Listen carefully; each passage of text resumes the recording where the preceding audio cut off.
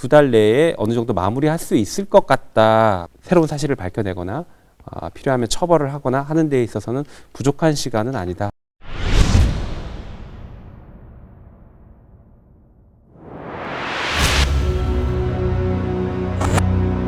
오랜 세월 동안 진실이 밝혀지지 않았거나 심지어 은폐되어 온 사건들이 있습니다.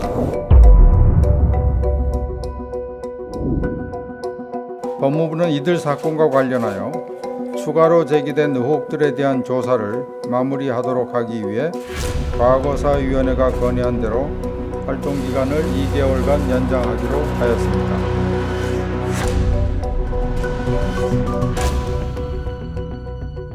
앞으로 어떻게 조사가 이루어질지 비디오먹 독자 여러분들도 굉장히 관심이 많더라고요. 네. 그래서 그 리스트에 있다라는 것만으로 범죄가 되는 건 아닙니다. 또. 근데 그 리스트에 왜 있냐가 중요한 것이거든요. 그걸 왜 썼는지를 그 과정을 좀 들여다보면은 장자연 씨는 그 당시에 소속사의 어떤 강요 혹은 횡포 이런 것들에서 벗어나고 싶어 했고 벗어나기 위해서 그 문건을 통해서 본인은 어떤 법적 조치를 취하거나 아니면 적어도 그 소속사에서 좀 벗어나는데 사용하고자 했던 문건이 아닐까라고 생각이 되는 것이죠.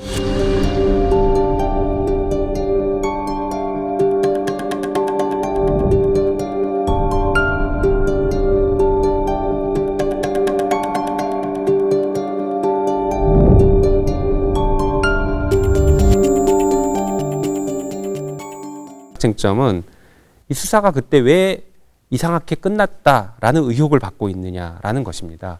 다시 말해서 수사에 의심을 받고 있는 피의자로 의심을 받고 있는 사람들이 장자연 씨에게 무슨 짓을 했고 그 짓이 들통나지 않기 위해서 혹시 수사에 외압을 행사한 것은 아닌가라는 의혹들이 지금 장자연 사건의 본질이거든요. 통신조회나 통화 내역 같은 것들이 사라진 부분이 있거나 아니면 압수수색이 좀 부실했다라는 비판이 있거나 이런 것들은 분명한 지적들이 나오고 있는 것이거든요.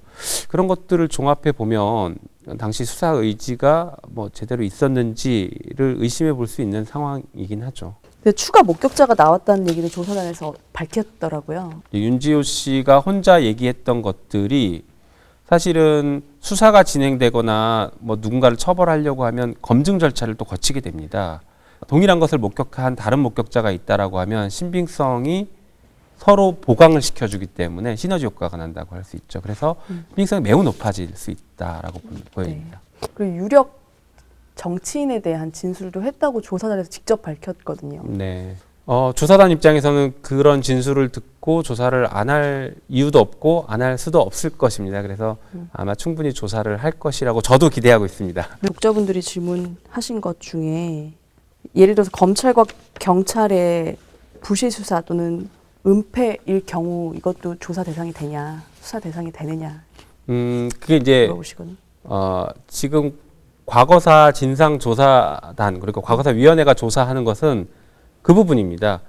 그 검찰의 부실 수사가 있었냐, 그 과정에서 범죄로 보이는 상황이 나왔다라고 하면 수사 의뢰로 할 수 있는 그런 구조입니다. 그 추가 수사 전환이 될 인물들이 있느냐 이런 질문이 아마 가장 많이 궁금하신 것 중에 하나인 것 같아요. 한 가지 좀 보셔야 될 게 범죄와 관련된 것들은 대부분 강요죄 부분입니다. 그런데 이제 강요죄는 공소시효가 거의 다 지났거든요. 그 부분을 지금 섣불리 말씀드리긴 어려운데 성범죄와 관련된 부분들이 증언이 나왔다라고 하면 일부 공소시효가 남아있을 수도 있지 않을까 기대하고 있습니다. 공소시효 문제 때문에 걸리는 게 많지만 그래서 조사가 필요하다라는 의견들이 많은데 진상조사단의 조사, 과거사위의 조사는 처벌과는 무관하게 이게 법을 위반했는지 아니면 심지어 법을 위반하지 않았더라도 이게 내부 규정을 위반한 것인지 아니면 혹은 부적절했는지 부당한 처분이었는지 이런 것들까지 조사할 수 있는 것이거든요. 그러다 보니까 매우 폭넓은 조사를 할 수가 있고 기존의 수사와는 수사에선 전혀 건드릴 수 없는 영역을 조사할 수 있는 것입니다. 지금 좀 겪어보고 나니까 어떠세요? 그래도? 처음에 우려가 현실화된 부분도 있다고 보고 우려와 달리 굉장히 조사가 잘 된 부분도 있습니다. 근데 중요한 건 뭐 그 주심위원이나 이런 분들이 과거사 조사에 대한 어떤 의지가 없거나 그런 분은 전혀 아니기 때문에 어떤 의미냐면 사실 장자연 사건 같은 경우에는 조사가 상당히 많이 진행이 됐습니다. 그래서 그 결론을 도출하는 그런 과정이 남아 있다라고 보여져서 어느 정도 시간이 충분할 것 같고. 그리고 장자연 사건 네. 수사 과정에 좀 제 생각을 말씀드리는 건데, 그때가 저기 2009년이었잖아요. 그때 그 MB 정부에서 언론사에 대한 수사가 크게 3번이었습니다.